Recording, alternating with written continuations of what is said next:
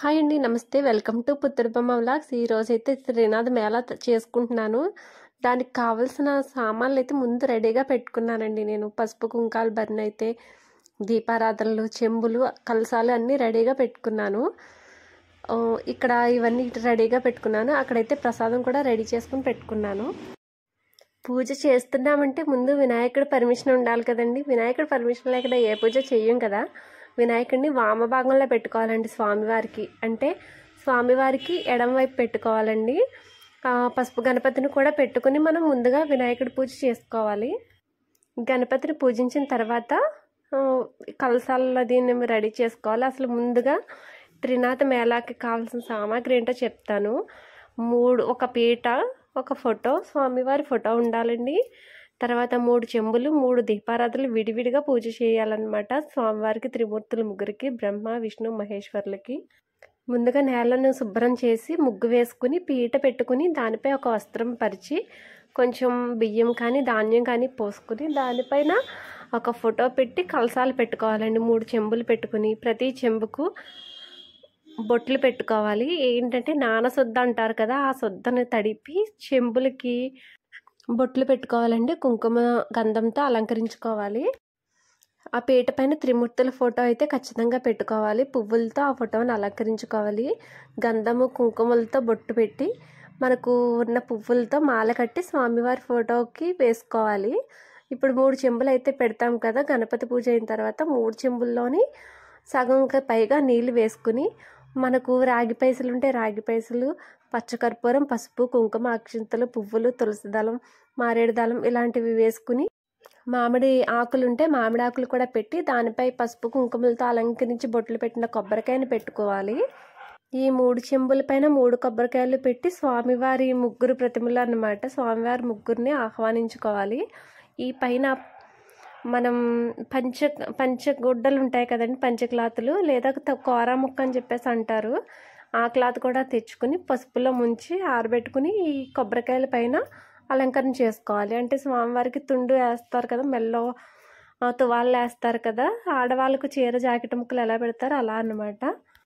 Next ఇంకేం కావాలి అంటే మర్రి చిగుళ్ళండి. మర్రి చిగుళ్ళు, మర్రి ఊడలు ఇవి ముఖ్యంగా తెచ్చుకోవాలి. ఎందుకంటే కథలో స్వామివారు మర్రి చెట్టు పైనే కూర్చుని ఉంటారనమాట, త్రినాథ స్వామివారు ముగ్గురు కూడాని. అందుకని మర్రి చిగుళ్ళు, మర్రి వేళ్ళు కాదు ఊడలు తప్పనిసరిగా తెచ్చుకుని స్వామివారి ఫోటోకి అలంకరించుకోవాలి. కలసాలకు కూడా అలంకరించుకోవాలి. మట్టి చిలువలు చేయాలా అని చాలా డౌట్ ఉంటుంది చాలామందికి. మట్టి చిలువలు మీకు వీలైతే మట్టితో తయారు చేసుకోండి. ఎందుకంటే కథలో అయితే మట్టి చిలువలు అంటే మట్టి ప్రమిదల్లా చేసి అందులోనే గంజాయి వేసి నిప్పు వేయమని చెప్పేసి చెప్తారు. అందుకోసం మట్టి చిలువలు తయారు చేసుకోవాలి. ఒకవేళ అవి చేయలేము అని అనుకున్నప్పుడు కొత్తగా ప్రమిదలు ఉంటాయి కదా, కొత్తవి అవి కొనుక్కు తెచ్చుకోవచ్చు. అవి పూజా స్టోర్లో అయితే దొరుకుతాయి.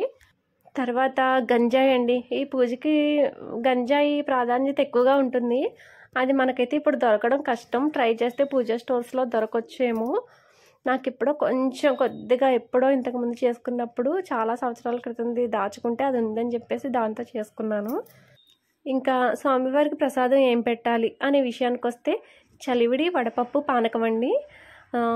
మెయిన్ ఏంటంటే ఆకు వక్క అనేది స్వామివారికి ఇష్టమైన ప్రసాదం అన్నమాట ఈ పూజలో అయితే. అందుకని చెప్పేసి ఆకు వక్క, పండు, చలివిడి, వడపప్పు, పానకం పెట్టుకోవాలండి. అది కంపల్సరీ. మిగిలినవి ఏం చేసుకున్నా అది మన ఇష్టం. ఇప్పుడు పూజకు కావాల్సిన పువ్వులు ఏంటో తెలుసుకుందాము. ఈ పూజకి ఏ పువ్వులైనా వాడచ్చు. కానీ ఈ పూజకి చెప్పుకునే పువ్వులు ఏంటంటే చంద్రకాంత పువ్వులని విడుస్తాయండి. ఈవినింగ్ టైంలోనే విడుస్తాయి. అవి విష్ణుమూర్తికి చాలా ఇష్టం అన్నమాట. మామూలుగా అయితే ఈ పువ్వులు ఈ మేళా చేసుకున్నప్పుడు చంద్రకాంత పువ్వులతో పూజ చేయమని చెప్పేసి చెప్తారు. సో ఆ పువ్వులు ఉంటే చేసుకోండి. దొరికిన వాళ్ళు కూడా చంద్రకాంత పువ్వులతో పూజ చేసుకోవచ్చు. కొబ్బరికాయలు ఎన్ని కొట్టాలి? మామూలుగా అయితే ఒక కొబ్బరికాయ కొడతాం కదండి. ఇక్కడ ఏంటి బ్రహ్మ, విష్ణు, మహేశ్వరులు కదా, ముగ్గురికి విడివిడిగా పూజ చేస్తున్నప్పుడు మరి విడివిడిగా కూడా కొబ్బరికాయ కొట్టచ్చు. లేదు ఒక కాయన్నా ఒక కొబ్బరికాయ కూడా కొట్టుకోవచ్చు. ప్రసాదం విషయానికి వస్తే పూజ అయిపోయిన తర్వాత ప్రసాదం పంచిపెడతారు కదండి. అది ఎలా పంచిపెట్టాలి? నాకైతే మా నాన్నమ్మగారు వాళ్ళు చేసినప్పుడు నేను తెలుసుకున్న విషయం ఏంటంటే ఆకు వక్క అయితే మనం గడప దాటి బయటకు పంచిపెట్టకూడదని చెప్పేసి చెప్తారు. అది గడప లోపలే పంచిపెట్టాలి. చలివిడి, వడపప్పు, ఇంకా మనం ఏదైనా ప్రసాదం రవ్వతో చేసుకున్న ప్రసాదం ఏది ఉన్నా సరే, అటుకులు, బెల్లం ఇలాంటిది ఏదైనా సరే బయటకి ఇవ్వచ్చంట. ఓన్లీ తమలపాకు, ఆకు, వక్క మాత్రం అది ప్రసాదంగా మనం గడప లోపలే తిని వెళ్ళాలని చెప్పేసి చెప్తారు.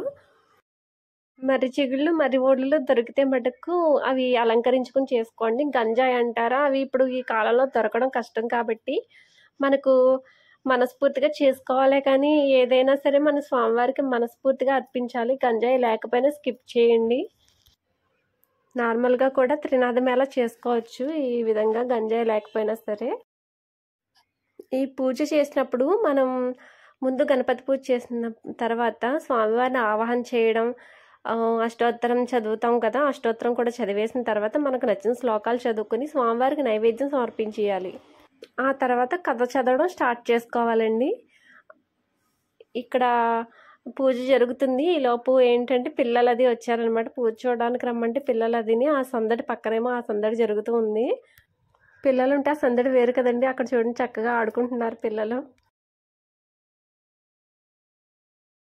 ఇక్కడ స్వామివారికి ధూపదీప నైవేద్యాలు సమర్పించిన తర్వాత ఒక పుష్పం, కొన్ని అక్షంతలు తీసుకుని కథ చదువుకోవడం స్టార్ట్ చేయాలి.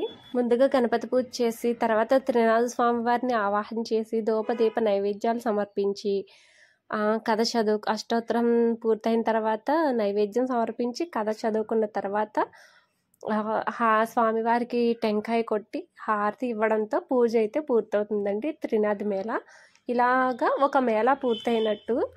ఈ మేళాలు కార్తీక మాసంలో చేసుకోవచ్చు, మాఘమాసంలో చేసుకోవచ్చు అండి. ఆదివారం రోజు చేసుకుంటారు మాఘమాసంలోని. లేదంటే వరుసగా 3 రోజులు చేసుకోవచ్చు, 5 రోజులు చేసుకోవచ్చు. 5 మేళాలు అయితే 5 రోజులు ఇలా చేసుకుంటారు. ఇంకా వాళ్ళ అవకాశాన్ని బట్టి ఒకే రోజు 5 మేళాలు కూడా చేసుకుంటారు. 5 మేళాలు అంటే 5 పీటలు, 5 మూళ్ళు. ప్రతి మేళాకి 3 చెంబులు కాబట్టి 5 మూళ్ళు 15 చెంబులు, 5 ఫోటోలు ఇలాగా విడివిడిగానే చేసుకోవాలి కాబట్టి ఒకే రోజు చేసుకున్న 5 పీఠాలను ఏర్పరచుకోవాలండి. మేళాలు పూర్తయిన తర్వాత చివరి రోజు అయితే నానమ్మ వాళ్ళు అయితే ఏం చేసేవారంటే చిన్నపిల్లలు పిలిచి వాళ్ళని బాలదాసుల కింద తయారు చేసేవాళ్ళు. అంటే వాళ్ళకు పంచెలు కట్టేసి జంధ్యాలు వేసి అప్పుడు వాళ్ళకి కుంకుమ బొట్టలు పెట్టి భోజనాలు పెట్టేవారండి. 3 త్రిమూర్తుల్ని పిలిచి మనం భోజనం పెట్టుకున్నట్టు అనమాట. వాళ్ళు చేసుకున్నప్పుడు చూస్తే చాలా సరదాగా అనిపించేది.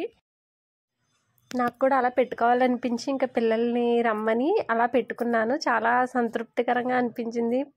పూజ ఒక ఎత్తు అయితే ఇలా భోజనాలు పిల్లలకి పెట్టుకోవడం నిజంగా చాలా నాకు పూజ సంపూర్ణం అయింది అనిపించిందండి. పిల్లలు చూస్తే నిజంగా బ్రహ్మ విష్ణు మహేశ్వరులు మా ఇంటికి వచ్చేసారేమో అనిపించింది. అంత హ్యాపీగా అయితే ఫీల్ అయ్యాను నేను. ఈ పిల్లలు భోజనాలు చేయడంతో పూజ సంపూర్ణం అయింది అనిపించింది నాకైతే. ఇదండి త్రినాథ మేళ అయితే నేను ఈ విధంగా అయితే పూర్తి చేసుకున్నాను. మీరు కూడా ఇలాగే చేసుకుంటారా? మీలో ఎంతమంది ఎలా చేశారో కామెంట్ చేయండి.